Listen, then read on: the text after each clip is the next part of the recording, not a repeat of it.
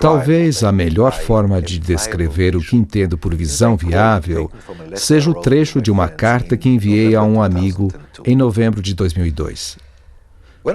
Quando analiso uma empresa, só fico razoavelmente satisfeito se posso ver claramente como é possível a empresa atingir, em menos de 4 anos, um lucro líquido igual ao total de seu faturamento atual. Antecipando a reação da maioria das pessoas a tal afirmação, minha próxima sentença foi: também aprendi a não compartilhar essa expectativa com diretores da empresa, pois eles tomarão como indicação definitiva de que minha solução sugerida não é realística. Em 2003, apresentei aos diretores de uma empresa minha visão viável, mas tive o cuidado de explicar porque eu tinha a convicção de que esta visão incrível era viável. Comecei apontando os obstáculos para o bom desempenho da empresa. Baseado nisto e usando lógica sólida de causa e efeito, deduzi os passos tangíveis que removeriam esse bloqueio. A seguir, detalhei os passos que deveriam ser seguidos para a empresa usufruir deste grande avanço, os passos que levariam a empresa a ter, em menos de 4 anos, um lucro líquido igual ao faturamento atual. Graças a isso, a primeira reação dos executivos foi: isso é puro bom senso, por que não fizemos antes? Por que não fizeram antes? Porque a noção geral é de que, a menos que a empresa tenha um produto único, ou seja, muito pequena, não é realístico esperar que aumente seus lucros a tal ponto. Se é possível criar uma visão viável para mais da metade das empresas, por que a noção geral é de que isso é impossível? A resposta é que a maioria das pessoas não está ciente de que qualquer sistema complexo é baseado na simplicidade inerente. Capitalizar a simplicidade inerente é o que permite melhorias incríveis num curto prazo. O que é simplicidade inerente? Para explicar este conceito, devemos primeiro esclarecer aquilo que consideramos um sistema complexo. Quanto mais dados são necessários para se descrever completamente o sistema, mais complexo ele é. Se é possível descrever um sistema com 4 sentenças, então esse é um sistema simples. Mas se são necessárias 1000 páginas para descrevê-lo, então é um sistema complexo. Quão complexo é o sistema que você administra? Quantas páginas são necessárias para se descrever cada processo de cada setor ou as relações com cada cliente? Não é surpresa que empresas, mesmo as pequenas, sejam extremamente complexas. E também não é surpresa que é difícil gerenciar um sistema complexo. Como gerenciamos um sistema complexo? Nós o dividimos em subsistemas. Cada subsistema é, por definição, menos complexo que o todo. Se você tem qualquer dúvida em aceitar que é exatamente isso que fazemos, basta consultar o seu organograma. Dividir um sistema em subsistemas tem seu preço. Isso pode causar a perda de sincronização, pode levar à perda da otimização e, em alguns casos, leva à devastadora mentalidade insular. Já que nossos sistemas são incrivelmente complexos, fica a impressão de que só podemos minimizar o preço, fazer o possível para melhorar a sincronização e incentivar a colaboração entre os subsistemas. Enquanto esta for a única opção considerada, ficamos com a impressão de que atingir um salto significativo nos lucros a curto prazo é uma raridade. Acreditamos que levar a empresa a ter em 4 anos ou menos seu lucro líquido igual ao faturamento atual não é realístico.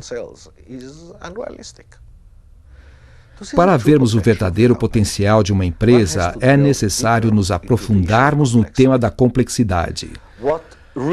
O que mais nos incomoda é que os dados típicos do nosso sistema não se relacionam somente com um componente do sistema, mas sim com as relações entre dois ou mais componentes. Em outras palavras, o que torna nossos sistemas difíceis de gerenciar é que as ações em um lugar têm ramificações em outros lugares. Relações de causa e efeito fazem do sistema quase um labirinto. Porém, isto é o que fornece a chave para a solução. Pense nisso da seguinte maneira. Examine um determinado sistema e pergunte-se qual é o menor número de pontos que devem ser tocados para gerar um impacto em todo o sistema. Se a resposta é 10 pontos, é um sistema difícil de gerenciar. Ele tem graus de liberdade demais. É como tentar gerenciar um bando de gatos selvagens. Mas se a resposta é 1 ponto, então esse sistema só tem 1 grau de liberdade, é um sistema fácil de gerenciar. Você concorda que quanto mais interdependências houver entre os vários componentes de um sistema, menos graus de liberdade o sistema tem? Considerando a enorme complexidade do seu sistema, conclui-se que deve haver poucos elementos que governam o sistema em seu todo.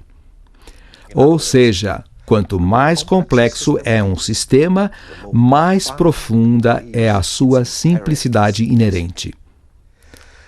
Para capitalizar a simplicidade inerente, precisamos identificar estes poucos elementos que governam o sistema. E se estamos totalmente cientes das relações de causa e efeito entre todos estes elementos e os outros elementos do sistema, podemos, então, gerenciar o sistema para atingir um nível de desempenho muito maior. Esses poucos elementos, aqueles que ditam o nível de desempenho do sistema, são as restrições do sistema. Assim, as restrições também são os pontos de alavancagem do sistema. Por isso, o nome que escolhi para esse método, Teoria das Restrições, ou TOC. Há 20 anos demonstrei o método TOC em sistemas de produção ou unidades de fabricação em meu livro A Meta. A seguir, demonstrei este método em sistemas baseados em projetos em corrente crítica. Estratégia e marketing foram cobertos em Não é Sorte. Se você leu qualquer um destes livros, provavelmente concordará que as conclusões são de bom senso, apesar de estarem em conflito com o que se costuma praticar. E se você é um dos muitos administradores que as aplicam, sua experiência pessoal com as impressionantes melhorias e no tempo tão curto em que foram atingidas, será que a visão viável é possível em sua empresa? É factível sua empresa atingir em menos de 4 anos um lucro líquido igual ao seu faturamento atual? Os obstáculos parecem intransponíveis. Por exemplo, é óbvio que tal aumento de lucratividade seria impossível sem um aumento enorme no faturamento. E tal aumento no faturamento só pode ser atingido se a empresa tiver uma nova oferta, uma oferta que não possa ser rejeitada por seus mercados. Será que existe uma oferta tão incrível? Será que a empresa pode entregar essa oferta? Quais investimentos serão necessários? E mesmo que tudo isso possa ser realizado, será que sua equipe de gerência será capaz de implementar e sustentar essas mudanças? Nesses poucos minutos não posso responder a estas perguntas e muitas outras, mas se você puder estar comigo por um dia, acredite que terás respostas convincentes para seguir minha proposta de negócios.